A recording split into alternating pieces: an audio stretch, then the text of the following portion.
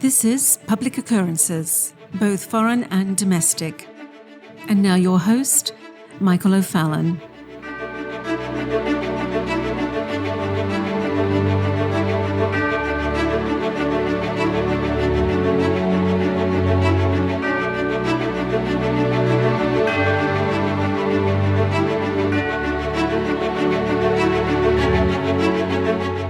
We are being transitioned from an analog world to a digital world, from a world of objective truth and the scientific method to a hyperreal world of subjective half-truths and fantasy. And along with this, we are being falsely led by propaganda and constant deceptive games to lead those with virtue and conservative values into waiting traps made by those that would seek to lure conservatives by what attracts them. Conservative-sounding strongmen.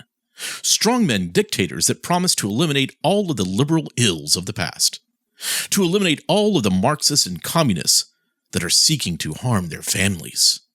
And the dictators will eliminate those filthy commies with their strong right hand. Strongman dictators like this sound almost too good to be true.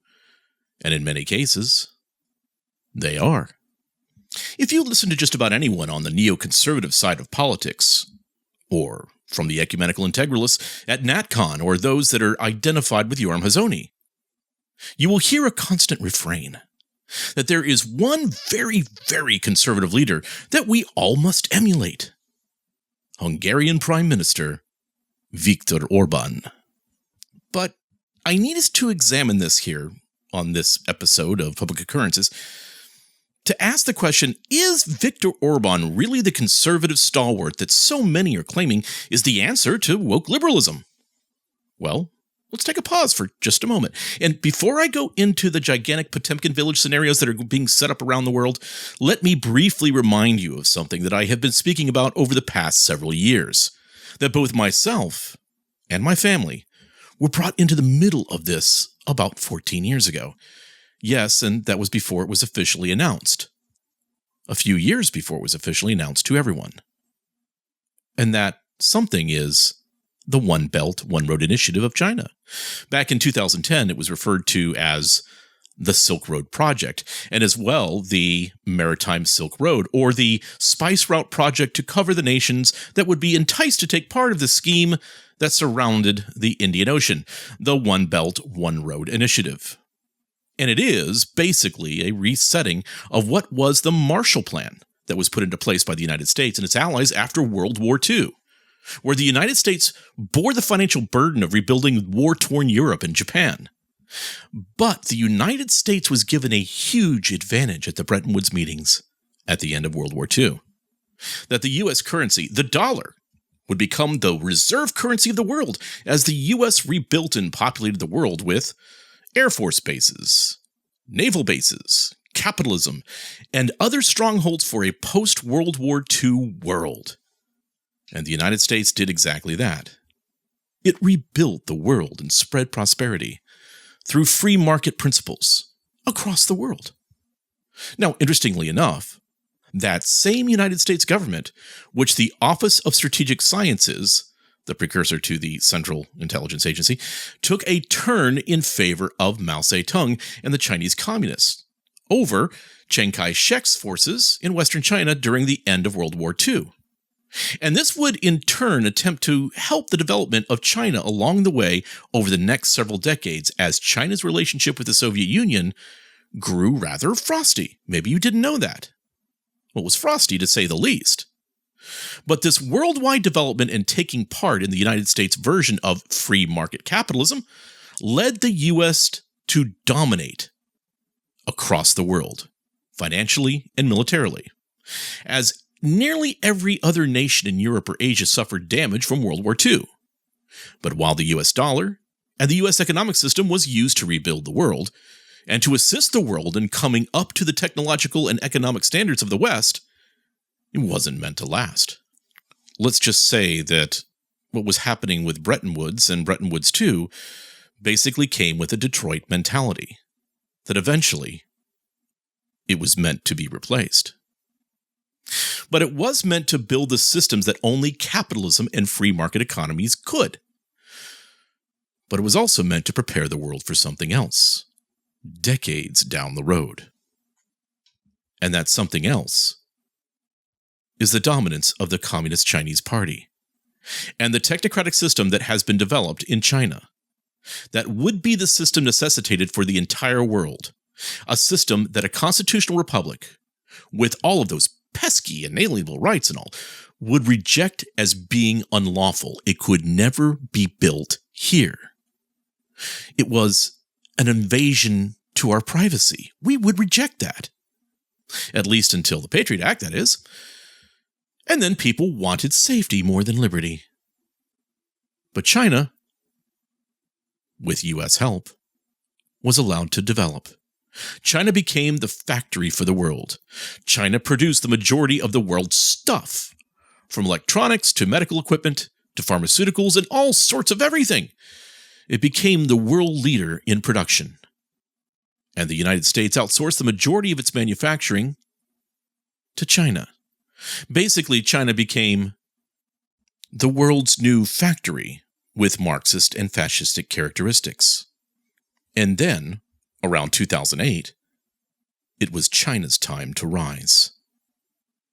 And China's system is not a system that favors liberty and freedom. China's system is autocratic and authoritarian at its core. And with its own stab-in-the-back theory being invented to create the need to dominate their past oppressors, and with absolute global dominance being the main goal. With a desire to control and usurp the Arab nations for cheap oil, with a desire to control their ally Russia for both cheap oil and gas, but with China wanting to dominate the new oil of the 21st century. What is that new oil? Digital data. So China had ambitions. And not only this, but Xi's vision included creating a vast network of railways, energy pipelines, highways, and streamlined border crossings, both westward through the mountainous former Soviet republics and southward to Pakistan, India, and the rest of Southeast Asia. Such a network would expand the international use of Chinese currency and eventually would become the threat of the BRICS currency, with all of their Belt and Road Initiative nations going along. That is now threatening to dominate the world and end U.S. dollar supremacy. In addition to physical infrastructure, China has funded hundreds of special economic zones, or industrial areas designed to create jobs, and encourage countries to embrace its tech offerings, such as the 5G network, soon to be 6G by the way, powered by telecommunications giant Huawei. And if you are a Belt and Road Initiative partner, your data will end up going in and through China in the Huawei Digital Communications Network. So, more or less, you are agreeing to be digitally colonized by the Chinese Communist Party. Now, in exchange for this, the nations that would sell their data, their economy, and their souls to the Chinese government, these partner nations of China will receive new airports, new water systems, new roads, new infrastructure, huge loans for national projects, military help, access to raw materials, cheap smartphone technology, 5G, smart cities who are plugged into the Internet of Things. And the Chinese government says, don't worry about paying us back right away. And then debt diplomacy kicks in. Now, if you are someone with common sense, if you are someone who believes that nations should support the liberty and freedom of their citizens, if you are an elected representative of a supposed democratic republic, you would probably want to stay away from a communo-fascist, controlling, privacy-less, autocratic, cognitive liberty-stealing, authoritarian regime. Literally one of the most evil regimes in the history of mankind that has the potential to upend not just the world economy, but also humanity itself. And when China went shopping for nations that might be dumb enough to join in their globalist authoritarian scheme, well, the first nation to get in line, the first nation to literally get on their knees and capitulate to the Chinese Communist Party and embrace the One Belt, One Road partnership, where you would give away your nation's information, your citizens' personal data, your nation's infrastructure, your nation's economic future, all given to the hands of the communo-fascist brutal regime of China. Well, the first in line to partner with the technocratic overlords of China was Viktor Orbán and Hungary. Now, you might be saying, hold on, Mike. I thought Viktor Orbán was the champion for liberty, freedom, and conservatism. I mean, that's what Yoram Hazony and the NatCon guys were all saying. I mean, wasn't CPAC just in Hungary? Well, yeah. They were saying those things about Viktor Orbán, who acts very conservative, who rules with strict laws, who enforces the border. Kind of like China. Because Viktor Orbán is a Chinese puppet. Now, you might be saying, but Mike, didn't Viktor Orbán take a strong stand against George Soros? Well, of course he did. After George Soros fell out of favor with China and got into a conflict with them. Because, I don't know if you know this or not, I mean, if you've listened to Public Occurrences, both foreign and domestic, you have heard me explain that there is a massive war going on between Soros and the CCP. They declared him public enemy number one. They called him an economic terrorist, which that's true. But I wouldn't mind seeing China take a fall. I'm not going to be rooting for George Soros, but at the same time, you got to understand there are no good guys here. So Hungary has basically become a satellite colony, a captured colony, if you will, of China in Eastern Europe. Now, there was an article in the American Enterprise Institute that stated the following, and it states, quote, "The Hungarian government's firm embrace of Beijing dates back to 2010, when the right-wing populist Fidesz party returned to power after 2 terms in the opposition. Orban became prime minister as a result of these elections. He praised the Chinese Communist Party regime in 2011 because it, quote, and this is from Orban, was not dominated by that Western liberal idea that fiddling with the books is the way to get the best economic indicators. There, work is the foundation," end quote. That is nonsense.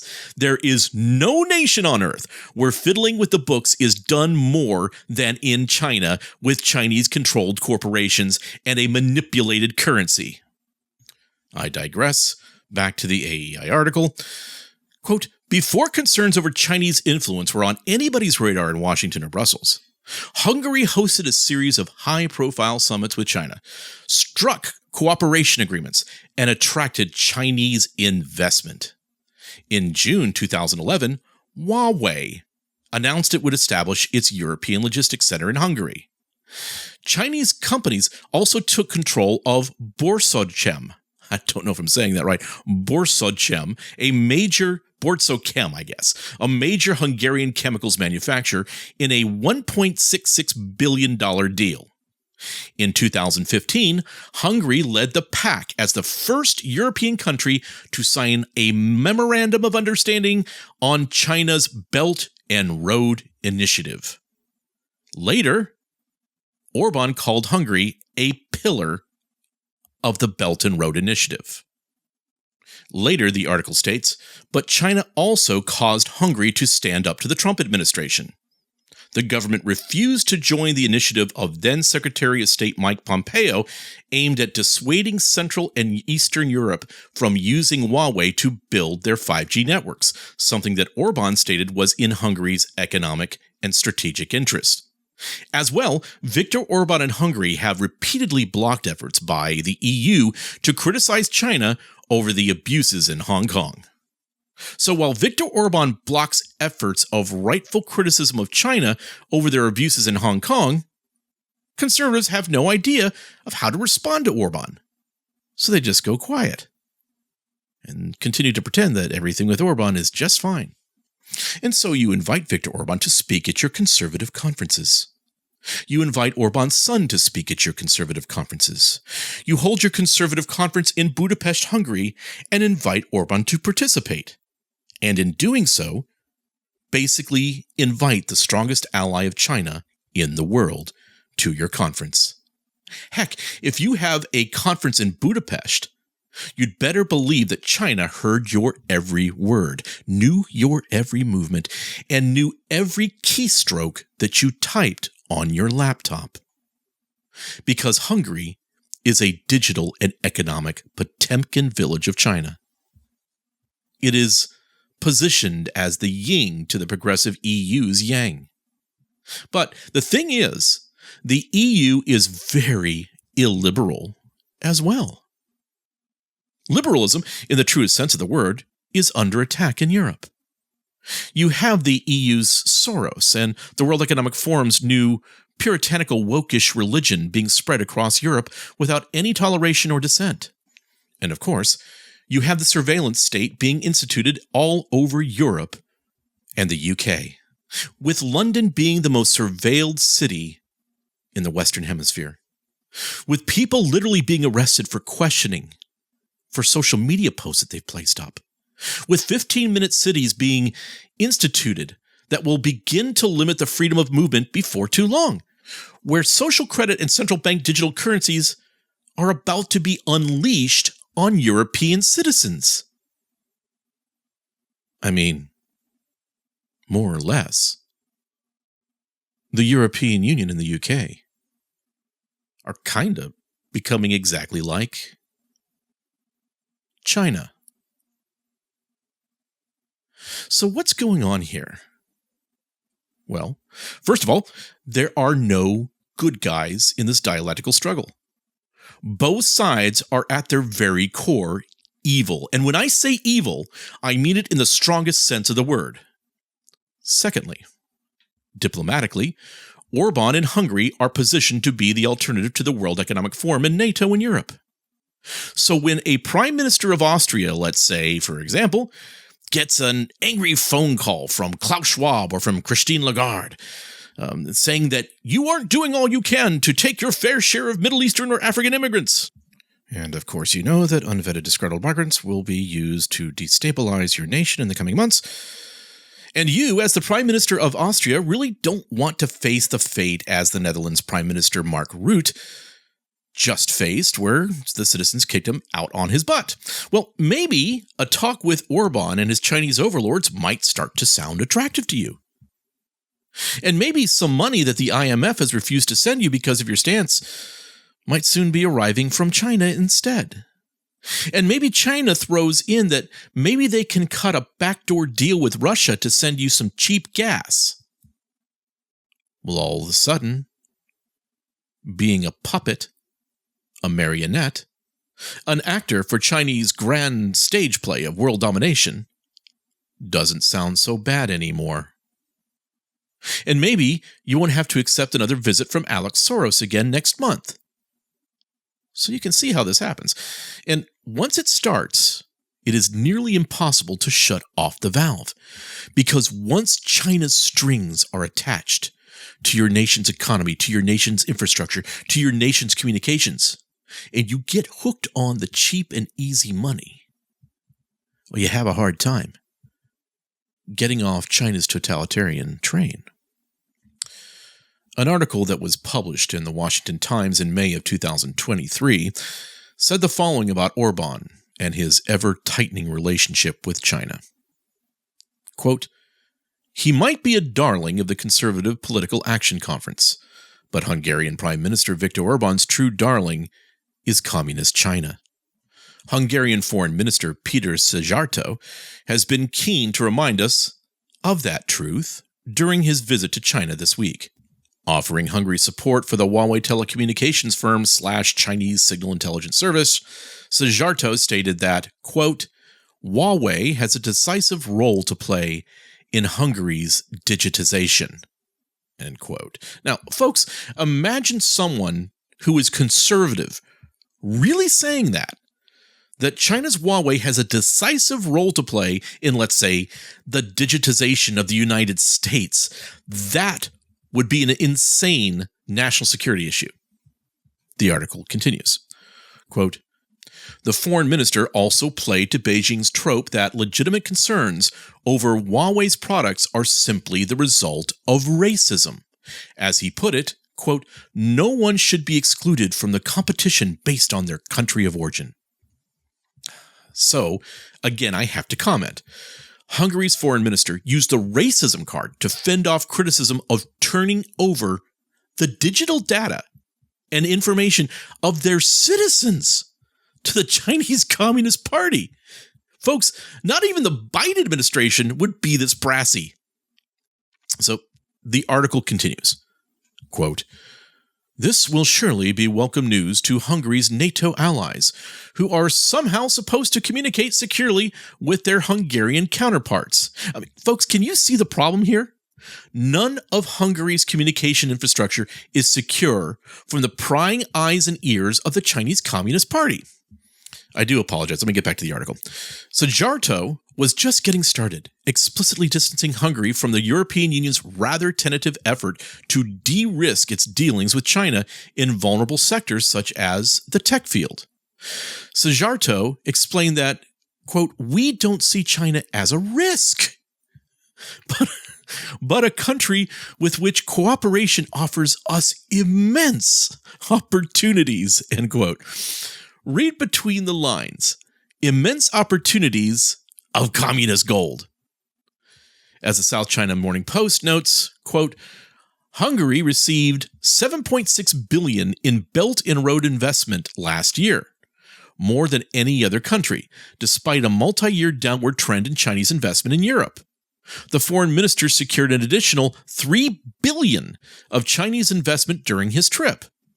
Hungary is also playing a central role at an economic exposition in China this week. As Beijing's Global Times propaganda newspaper noted on Tuesday, Hungary is the only guest of honor country. It's lucrative for Orban to be Xi Jinping's European carpet. In return for obstructing EU security efforts focused on China, Orban gets showered with the Chinese leader's corrupted beneficence. Hungary, of course, has every right to pursue whatever foreign policy it wishes. The trouble here, at least from the perspective of the United States, is that Hungary is at least nominally a U.S. ally. But by essentially allying himself with Xi and enabling China's security apparatus via firms such as Huawei, Orban is shredding Hungary's alliance with the United States. This is no peripheral concern. The U.S. military expects to be engaged in a war with China over Taiwan before this decade is out. Thousands of Americans are likely to die in any such war.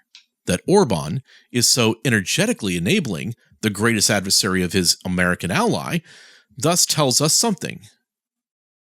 Viktor Orbán is no friend of the United States. End quote. And I would like to add, Viktor Orbán is no friend of liberty and freedom. Viktor Orbán has sold out Hungary to the largest totalitarian threat to mankind that the world has ever known. Viktor Orbán has guaranteed that Hungarians will live in an algocracy, in digital slavery in the future, almost like a little Chinese Communist Party-controlled autonomous zone carved out in the heart of Europe. So the next time you hear a conservative or a Christian nationalist or someone from NatCon going on and on about how we need to be like Viktor Orbán in Hungary, just ask this in return. So you want us to be controlled by the Chinese Communist Party and turn over the future of our children to the greatest force for evil that the world has ever known? Now, and this doesn't mean that partnering with the World Economic Forum or the Fourth Reich at NATO or the Malthusian royals is any better. You should reject all of these partnerships. And we should embrace the words of our founding fathers, who said, "We hold these truths to be self-evident, that all men are created equal, that they are endowed by their Creator with certain unalienable rights, that among these are life, liberty, and the pursuit of happiness. Let us pursue that aim Let us pursue that path that has been set before us, because there can be no compromise in this age of cowardness and disruption, because we must win. I'm Michael O'Fallon, and this has been Public Occurrences, both foreign and domestic.